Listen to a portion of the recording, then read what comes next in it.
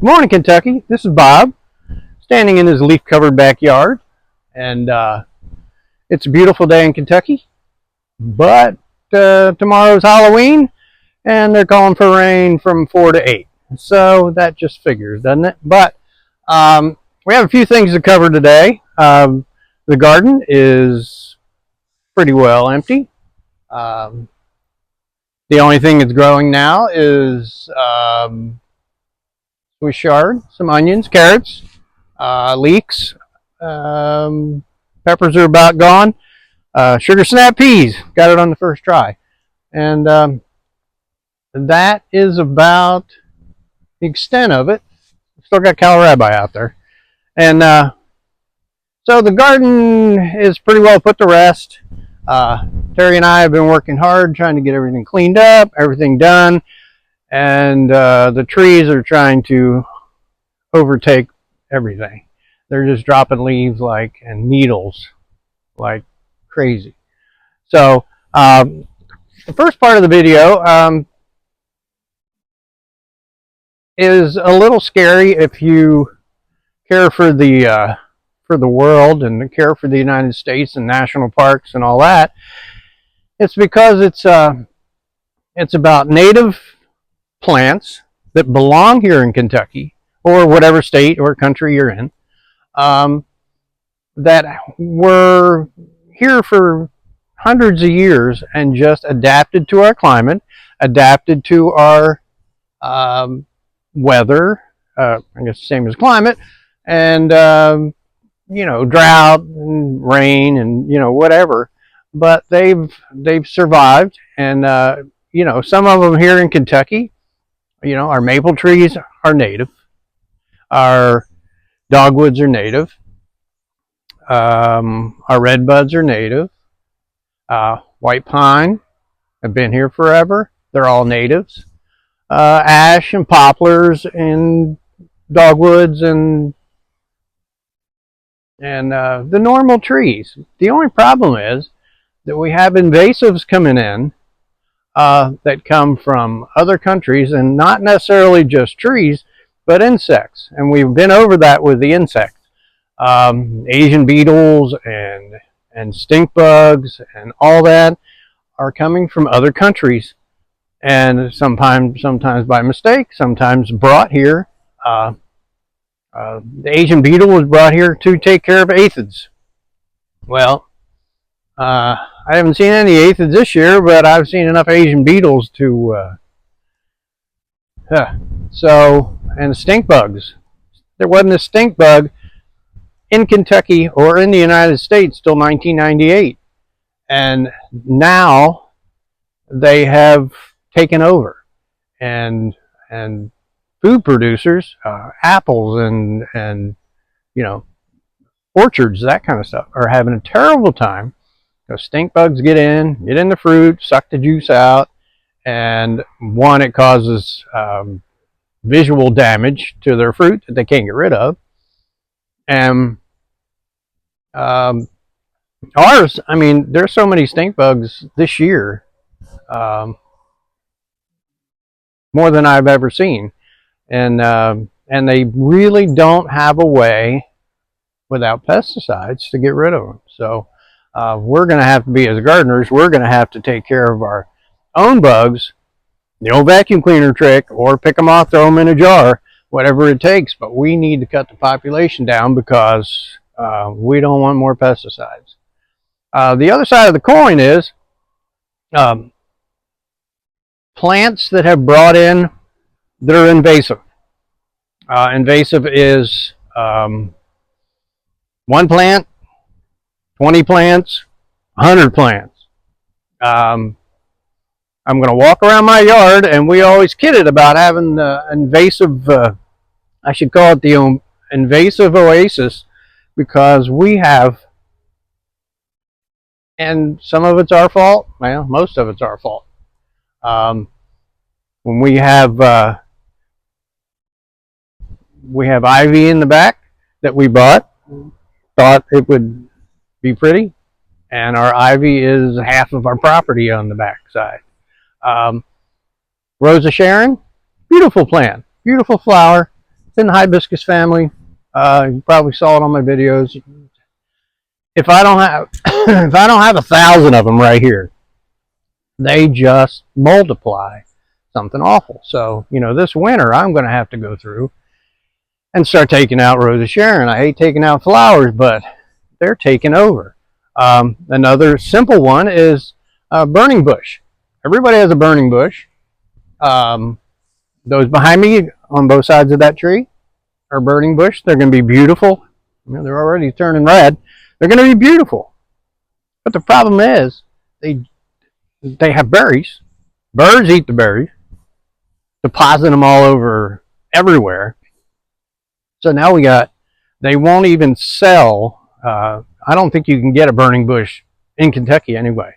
And most of these plants are invasive. They're ranked invasive or listed invasive in the whole United States and, like 5 other countries because they're just taking over. So you don't realize till this time of year when you see your plant. Ours is different because we have yard and then we have garden, and then we have our little strip of woods in the back, which we created and 35 years ago. And our trees are huge, but most of the stuff on the underside of the trees is something that we planted that we had no idea was going to take over the world. So you have to look out and look when you're buying plants. We went to Bernheim Forest, which is a beautiful arboretum in Claremont, Kentucky, and they were having a plant sale, and they're very conscious about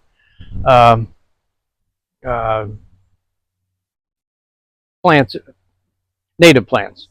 And so we went and bought a couple native plants that belong here, and so we're going to try to swing our way away from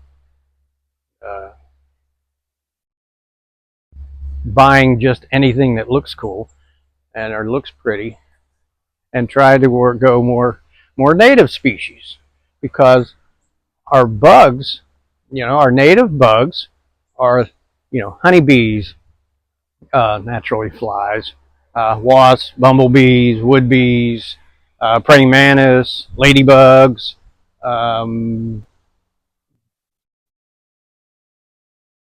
that's all I can think of. But most of the normal bugs we have.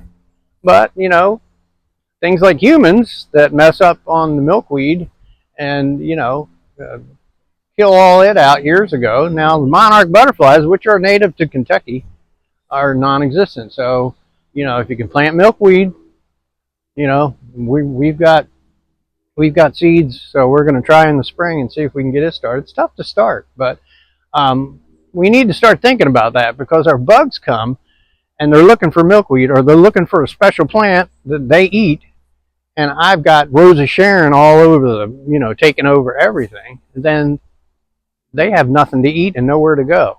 So we have to start thinking it's all about the eco-friendly thing again. But that just is we're heading downhill, because more things you buy, anything that's I notice now all of a sudden everything is tropical plants. Well, tropical plants don't grow here. I mean, they grow in the summer, and if you have a a nice heated greenhouse, you can plant a lemon tree or whatever. But Lowe's and Home Depot and all that are selling all these non-native plants, and they don't care. One note I have to say is that this is our happy place. Me and Terry, we're lucky enough to be together for 48 years, or 44 years, 44 years. She'll get me on that one. And we have the same happy place in our minds. There's 3 of them. We love the beach. We've been to all the Hawaiian Islands and Cayman Islands, and all the way on the beach in Ireland and Scotland, and all down the East Coast, California, down Texas, Galveston. Daughter lives in St. Petersburg. Heart's still out to them guys down there. They're trying to rebuild their beautiful beaches and their beautiful homes. So, but and if you notice from my landscaping or my deck around the pool looks like a dock, and most of our stuff is anchors and that kind of stuff. Our second one is the garden, and we love it. We could spend, well, now that I'm retired, we spend a lot of time in here. And but our third one is the holiday of Halloween. So I'm going to give you a little tour. One of them extreme haunter people, and we love it. And trick-or-treating is the thing. When I was young, my mom and dad decorated our house, and my son and daughter decorate their house, and it's a ton of fun. And it just we're going on nothing better when you go and this lady and family shows up, and my mom brought me here to your house, and then I brought my daughter. Now she's got her daughter coming to our house. So it's a tradition, just like something I can never stop until I die, I guess. And then I'll bury myself in the front yard like one of the other ones. So on that note, think invasive. A Russian olive is another one that is just totally, now that I'm just looking, I got one over there and one over there. I brought that from my mom's house in New Jersey. She said, oh, you need to take this Russian olive, and now it's invasive in Kentucky. And if you go down the highway, you see it everywhere. Wow. It is raining leaves and pine needles. So we'll let you go, and I'll meet you out front later. Ooh, that was good. I'm back. I'm in the back of our backyard, and I'm showing you one of the worst invasive plants in history, if not totally, is Johnson grass. This is that one flying in the wind here. Mr. Johnson brought it here to the United States thinking his cattle were going to eat it. And when he got it here and started making fields of it, the cattle didn't like it. And I guess they'll eat it when it's real low, but as soon as it gets hard and woody, then they won't touch it. So now Johnson grass is the worst invasive plant for farmers, for gardeners, for the highway, along highways. Johnson grass is just everywhere, and they use chemicals on it, but I don't know. It's one of them screw ups. Mr. Johnson's probably the most hated guy in the world. And then we're here with the Rose of Sharon. The wind is crazy today. There's a Rose of Sharon. There's one. There's one.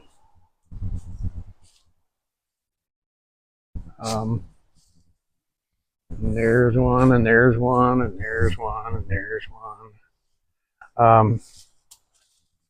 Yeah, Rose of Sharon are everywhere. And I guess you just have to cut them down, and I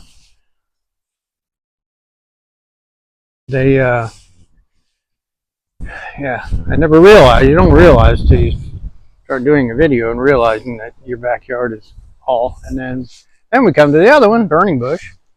It's a big one too. It's going to turn into 1,000 little ones.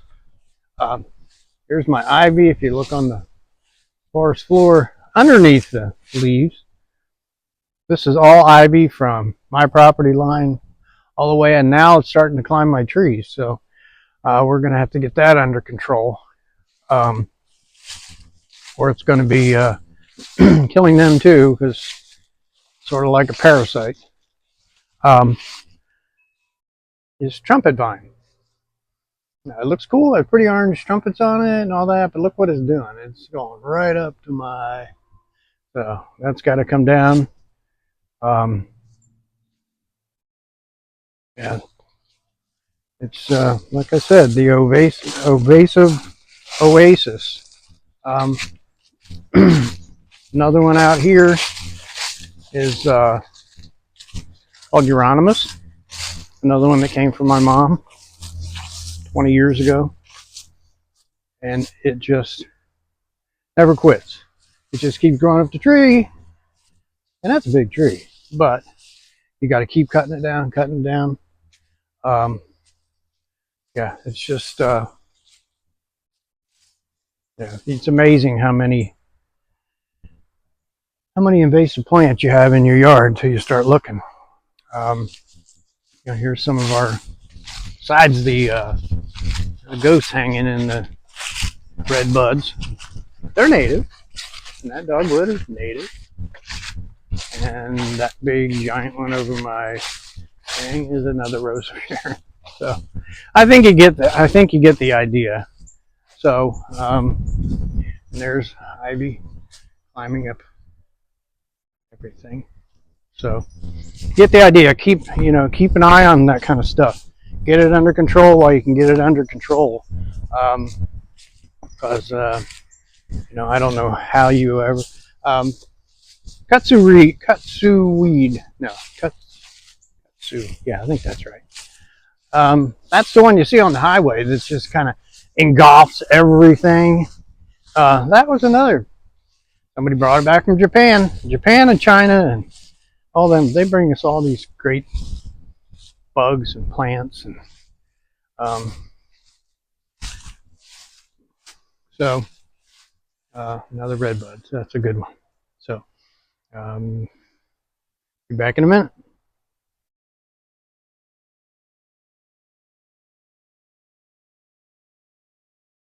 I was back, and here's my leaves. Like everybody has some, but here's what we do with ours. We take our, this is our secret, we take our cattle fence arches, fold them up, put a couple wire ties on the end, and there's our big one that had all of our rattlesnake and scarlet runner beans on it. Fill them up, they'll sink down, fill them up again. Anything you want, you can make them into a compost pile. We just do leaf matter in these, leaf and pine needles. So by the end of, and here's my, finally got a load of wood chips. The guy was working down the road and cleaning up. I said, can you dump them in my driveway? Sure. Well, it was bigger than my truck, the pile. I had to wheelbarrow them all out back. So. But that'll be great for compost, great for mulch, great for, not right now because they're pretty well green, but then mixed with leaves on the compost pile. But definitely, if you're going to, excuse my shed, but yeah, if you want to save your leaves, don't put them in bags and throw them away. Or you can put them in a black bag and leave them sit somewhere. They'll do the same thing. The heat will build them up and break them down, and then you can use it for leaf mulch or for your compost pile. So that's our secret of the day. So, and you can also, do a fence. Put 4 rebar or whatever, and put a fence around it. And a lot of people use that for a compost pile anyway. So, alrighty. So we'll talk to you later. And